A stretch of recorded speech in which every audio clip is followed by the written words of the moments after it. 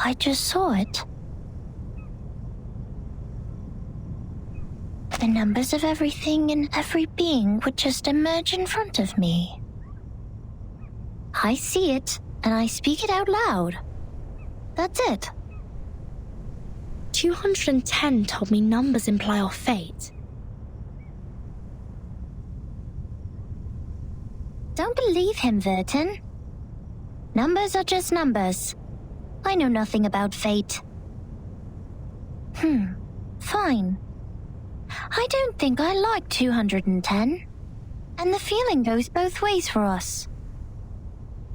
Because I once said he is a poor number. 210 equals 2 times 3 times 5 times 7. He is the product of all prime numbers between 1 and 10. Looks like he has it all, but he doesn't have any real forte. He likes to sugarcoat himself with metaphors. Only those with a flawed essence would adore the trickery of words. This is indeed an extreme comment. And 6 is no better. Every leader of a Pyrrhon has been a 6. 6 is the perfect number since it equals the sum of all its proper divisors. 1 plus 2 plus 3 equals 6. But this number has been overrated. He's not that special.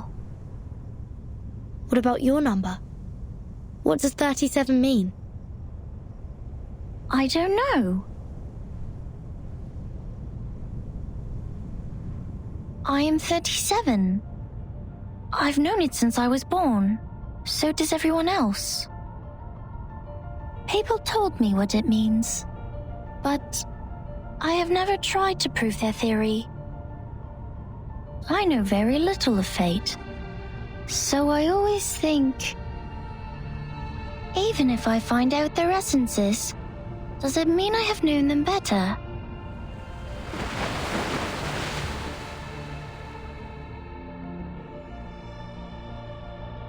"37 once tried to tell me my number.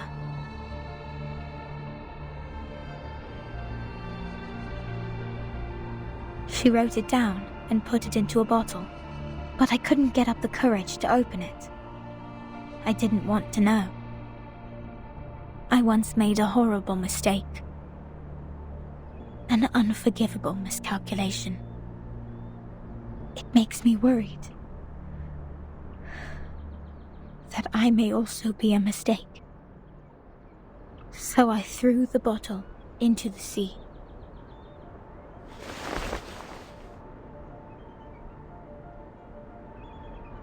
This is how 37 is different from us. We are all prisoners of that cave. Only the wise one can find her way out of the cave and return to rescue the rest of us. I'm the ignorant prisoner who sits, and she's the wise one who returns. I will be crushed into dust by the truth, while she will be the star shining above it.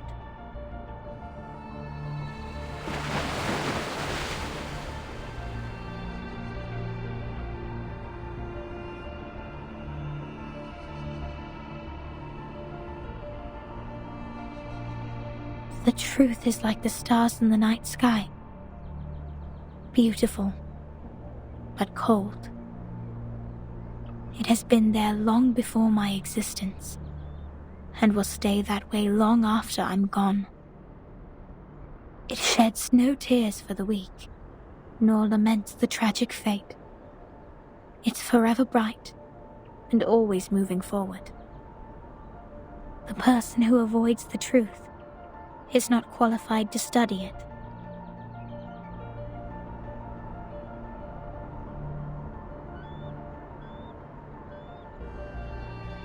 I'm sorry. My interpretation has been emotional. No. I think I kind of know how you feel, Miss Sophia. However unworthy you think you are, there must be something we can do. Maybe we can't reach the core of the truth, but We can clean up the path to it for the future explorers. This is our fate. Interesting insight.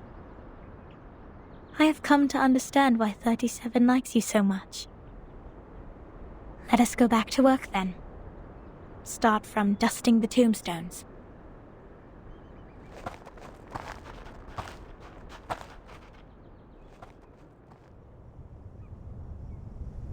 Alright, I've had enough of these Sol Numa-related idle topics. I want to have a look at your model. Wow, seriously? How did you get this far?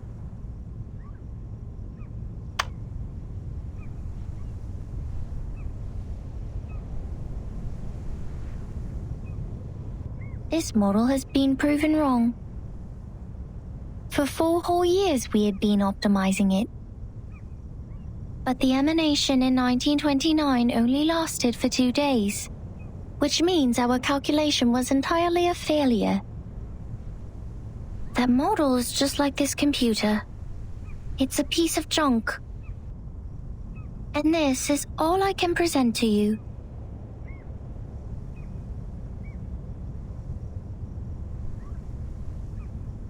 No, it's not junk. I think I know why your model didn't work. What? Manus Vindictae has changed history. They accelerated history, forcing historical events to happen earlier than they were supposed to. Thus, the storm in 1929 occurred sooner than it should. No way.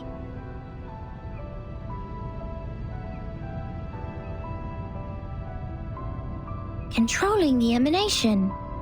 Changing the history of the outside world. Numa is eternal and transcendental. It won't obey any orders given from the phenomenal world. Neither will it change its patterns because of some fragments. I'm telling the truth, 37. I've been there, in the storm of 1929. Your model was not wrong. You just missed some key information. You've never been to the place where the storm falls, and thus know nothing about the symptoms of the storm syndrome and the true purposes of Manus Vindictae. No! That's impossible! Even if there are means to control the emanation, it wouldn't be like this. If this is true, does it mean the phenomenal world, this insignificant phenomenal world, is more transcendental? Mother's model was defeated by this?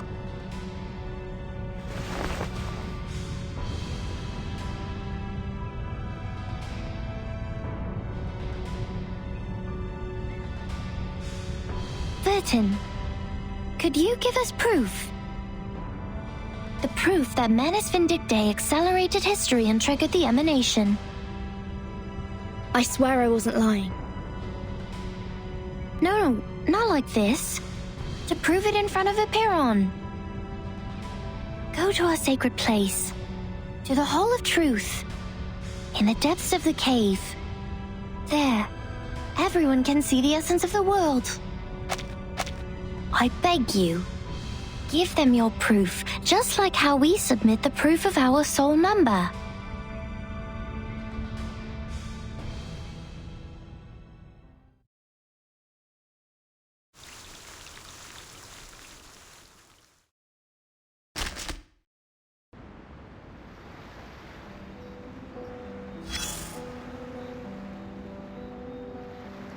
Come here.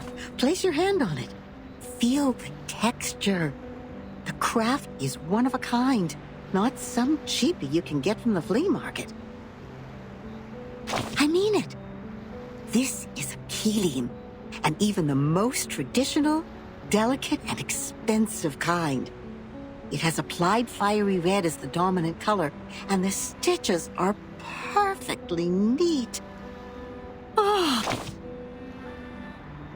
From the sea, just like you, darling. It arrived with a meerschaum pipe, a glass jar, a pack of sugar cubes, and a child in panic. Both she and the Keeling were born on the land where the craft originated. Their appearances apply the same dominant color, and the patterns in them share similar complexity.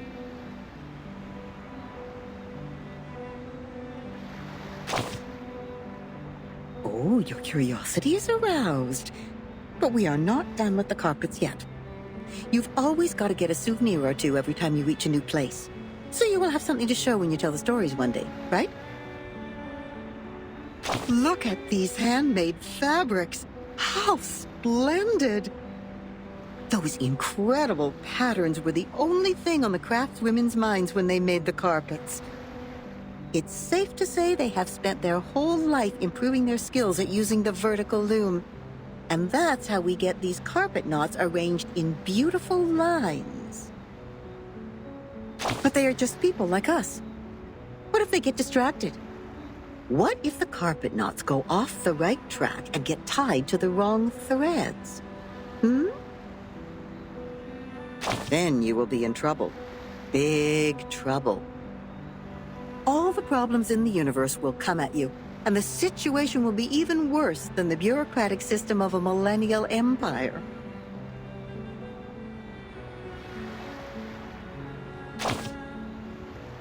I like the pragmatic quality in you. I'm sure it will make your life even more wonderful. The people will be impressed and line up to tackle the problems for you. Oh, don't be mad. Some make troubles and others deal with the troubles. That happens. You know, every question has a questioner when they are raised. Likewise, every error has a corrector when they are corrected. That's how we get to know them. The correctors, an ancient profession. Their duty is to remove the loose threads and iron out the wrinkles on the carpets. In the language of this island, that is to check the calculations on the papyri and even the holes on the punched tapes. No one is capable of doing this job except the altruists, because it is similar to unraveling a ball of wool. Besides finding the end of the threads, you must always pay attention to the cats. Yes, the cats. They may jump on the ball and make things even worse.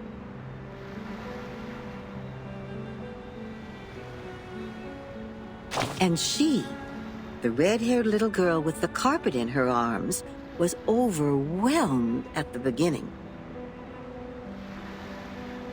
Not yet familiar with the ruler, she tried her best to find the end of the threads.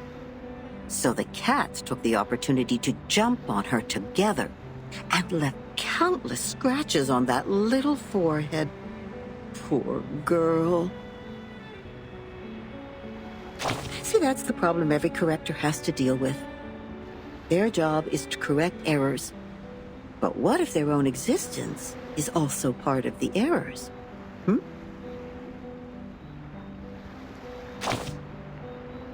Oh, it's no big deal. There is more than one loom in this world.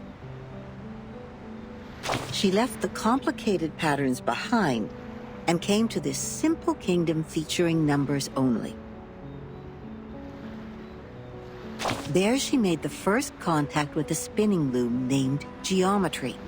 She had never seen anything like that before, and it was almost impossible for her to comprehend how it worked. She could hardly convert the numbers on the books into an actual diagram in her brain. Without a whole picture of what she was working on, she resorted to her hard work and more hard work. Then a long time passed, leaving one wound after another on her fingers. Later, the wounds even became calluses. In the end, her hands were no longer tender, but tough enough to resist the damage from the loom. Yes, she has won a place on this island for herself.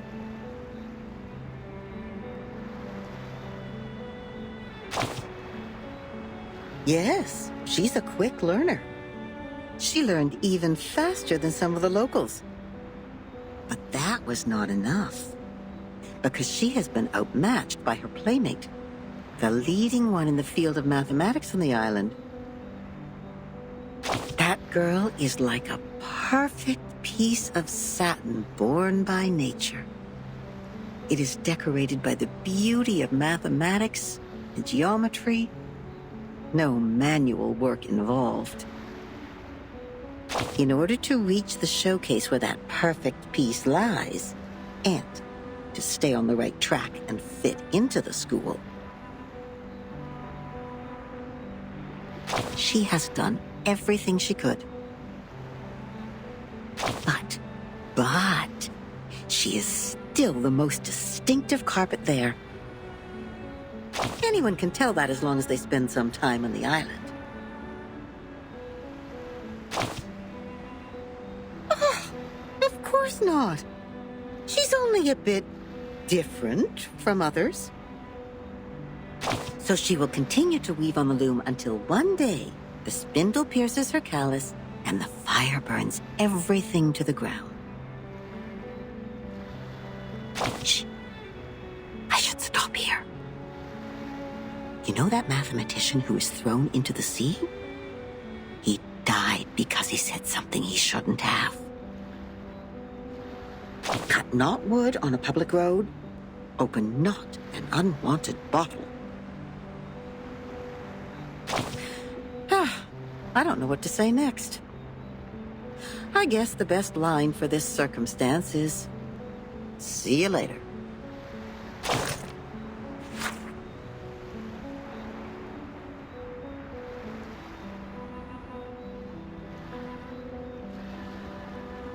Shh. I should stop here. You know that mathematician who was thrown into the sea? He died because he said something he shouldn't have. Cut not wood on a public road. Open not an unwanted bottle.